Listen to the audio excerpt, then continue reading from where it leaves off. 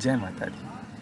तो आज नवरात्रि के इस पावन अवसर पर मैं फिर आप सबके सम्मुख प्रस्तुत हूँ कुछ वैल्यूज़ और जीवन में जो हमें लाइफ लेसन्स लेने चाहिए उनसे रिलेटेड अपनी माँ दुर्गा शेरावाली से जो हमें प्रेरणादायक शिक्षा मिलती है वो मैं बताऊँगा आप सबको। तो हम आज बात करेंगे माँ शेरावाली जगत जननी के अस्त्र शस्त्रों और उनके कुछ आभूषणों से जो हमें प्रेरणादायक शिक्षा मिलती है, इसको हम अपने जीवन में अपना कर अपने लाइफ में तरक्की कर सकते हैं और सेल्फ इम्प्रूवमेंट कर सकते हैं और सेल्फ ग्रोथ भी कर सकते हैं। तो आइए सुनते हैं। पहला, माँ के सर पर रत्न जड़ित जो ताज है वो माँ के ज्ञान से भरपूर होने की निशानी देता है। हमें सदैव ज्ञान ग्रहण करते रहना चाहिए और अपने जीवन में ज्ञान सदैव ग्रहण करते रहना चाहिए। जिस इंसान का ज्ञान लेना रुक जाता है अर्थात वह पशु समान है। सो लाइफ में हमेशा सुज्ञान लेते रहिए और अपने जीवन को बढ़ाते रहिए। दूसरा, माँ का चेहरा जो हमेशा संतुष्ट रहता है, हमेशा संतुष्ट दिखाई पड़ता है। हमें उससे शिक्षा लेनी चाहिए कि चाहे जितनी भी विपरीत परिस्थितियाँ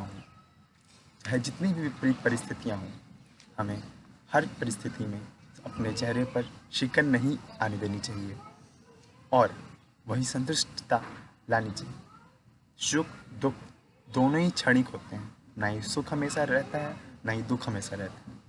इसको एक चक्र समान मानना चाहिए और इसको अपने जीवन में उतारना चाहिए कि हम जब अगर सुख आया है तो हमेशा नहीं रहेगा, दुख भी आएगा, और अगर दुख आया है तो वो भी हमेशा नहीं रहेगा, उसके बाद सुख जरूर रहेगा। तो अपने चेहरे पर संतुष्टता रखिए, चाहे वो धन से हो, चाहे तन से हो, चाहे मन से हो, हमेशा संतुष्ट रहिए। तीसरा, तलवार जो कि ज्ञान चिंतन द्वारा तीक्ष्ण बुद्धि का प्रतीक है। अर्थात हमने ज्ञान ग्रहण किया है, अब उससे हम अपनी तीक्ष्ण बुद्धि का प्रदर्शन कर सकें। अर्थात अगर हमने ज्ञान ग्रहण कर लिया है और उसका उपयोग अपने जीवन में ना करें, उस ज्ञान का कोई मतलब नहीं। If we get some lesson or hear some lesson, if we don't apply it on ourselves, then it is waste of time. So always try to adopt the values and improve your life. Okay. तीसरा, स्वदर्शन चक्र या फिर हम उसे सुदर्शन चक्र भी कहते हैं। स्व पहचान का प्रतीक है। स्व पहचान मतलब अपने आप को, इनर सेल्फ को जानना कि हम कौन हैं। तो क्या आपने अपने आप को जाना है? फिर आपने आपसे क्वेश्चन पूछिए, नहीं तो आज से जानना शुरू कर दीजिए। अपने आप को पहचानना जरूरी है। ये स्वदर्शन चक्र हमें इसी बात की प्रेरणा देता है कि अपने आप को पहचानो, अपने आप को जानो। तीसरा चौथा, धनुष बाण से हमें प्रेरणा मिलती है कि ज्ञान का तीर लगाने की हमेशा वो प्रेरणा देता है। ज्ञान का तीर लगाने की अर्थात जो हमने ज्ञान पाया है या हमें उसे विपरीत कंडीशन में उस ज्ञान का प्रयोग करके उस विपरीत कंडीशन को उल्टा अपने हित में ले आए, या कुछ भी इम्पोर्टेंट काम में हम उसको अपने हित में ले आए।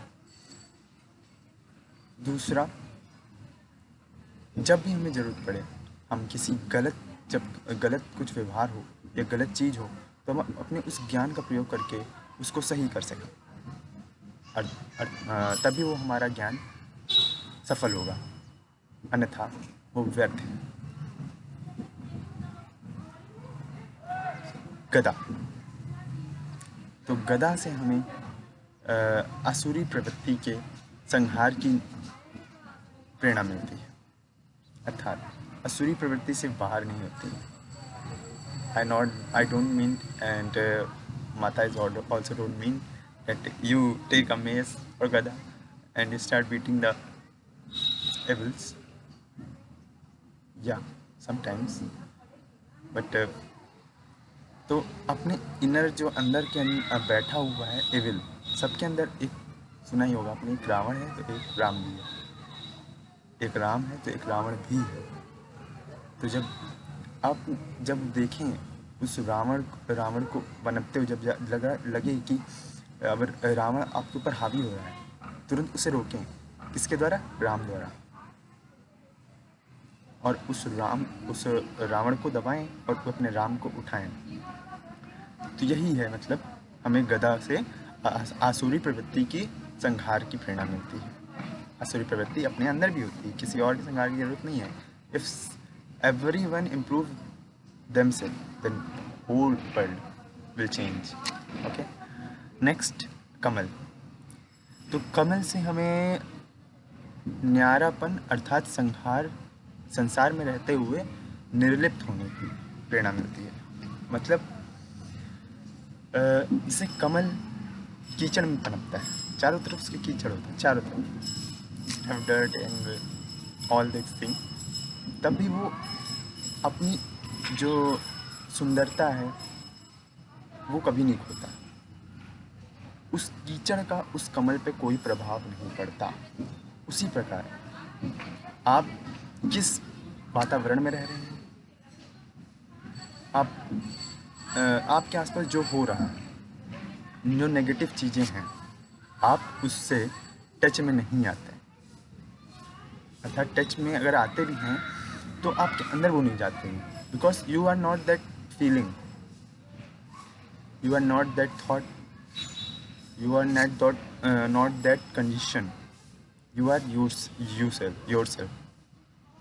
So understand yourself and try to avoid this things. Okay, so वो कभी जैसे कमल निर्लिप्त नहीं होता है, उसी तरह आपको भी कभी निर्लिप्त नहीं होना है उसमें।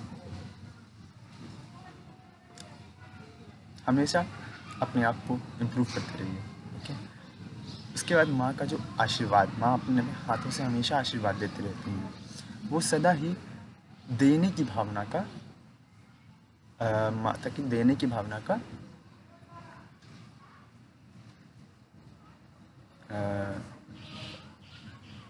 साक्षी है। अर्थात माँ हमेशा आशीर्वाद देती हैं, उसी प्रकार हमें हमेशा दूसरों को प्रदान करने की भावना होनी चाहिए। अर्थात जो हमें मिला है वो सिर्फ हमारे तक लिमिटेड रहने के लिए नहीं है। मतलब अगर मुझे आज ये चीज़ नॉलेज मिली है इस चीज़ के बारे में जो मैं आपसे शेयर कर रहा हूँ, तो मैं अगर ये अपने तक रखूँ तो इसका कोई फ़ायदा नहीं है। नो गॉड विल ग्रेस अस, मी और you, if you don't share the things which you have, either it is money or knowledge or other thing.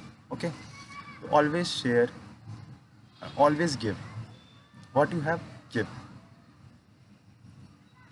Okay, now next is शेर की सवारी। So शेर की सवारी माता की निशानी देती है निर्भयता की। हमेशा जीवन में हमें बहुत बार ऐसे क्षण आते हैं जब हमें निर्भय होना पड़ता है। अगर हम उस समय निर्भय ना हों तो शायद हम आगे ना बढ़ पाएँ। तो हमेशा निर्भय रहिए, चीज़ों से निर्भयता से काम करिए और जीवन में आगे बढ़ते रहिए। अगर कभी कुछ चीज़ें आउट ऑफ कंट्रोल जाती है, किसी चीज़ से आपको फियर होता है या डर लगता है, तो always try to be calm, firstly be calm, and then think what I can do in this such situation. You will get the answer. Okay, next is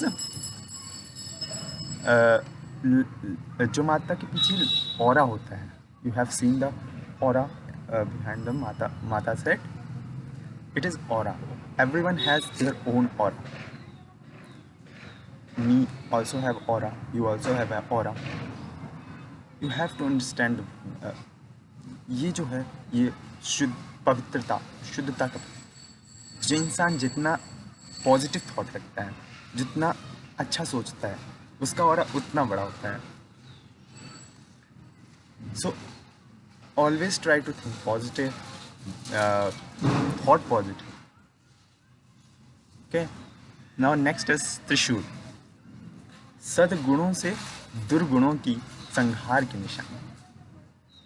अर्थात हमारे अंदर जो सद्गुण हैं वो और दुर्गुण हैं, हमेशा जब दुर्गुण आप पे हावी होते हैं तो उस त्रिशूल से, अर्थात अपने सद्गुणों से उस दुर्गुणों को मारें और उनमें संहार करें। ओके, नेक्स्ट इज शंख। शंख हमेशा मीठा बोल, मीठा बोल अर्थात मधुर बोल, मधुर बोल हमेशा हमें अपने अपने आप से तो मीठा बोलना ही चाहिए और दूसरों से भी मीठा बोलना चाहिए। आपके एक एक शब्द की एक एक वैल्यू होती है। आपका एक शब्द किसी के दिल को चीर के जा सकता है, अर्थात समझ रहे हो ना आप सब, किसी के दिल को चीर के जा सकता है। तो हमेशा हमेशा जो है अपने जो वाणी का है सोच समझ के प्रयोग करिए, कॉन्शियस होकर प्रयोग करिए। So next is Mala, the chanting Mala. The chanting mala gives us the value that always remember the Parabrahm or Paramatma.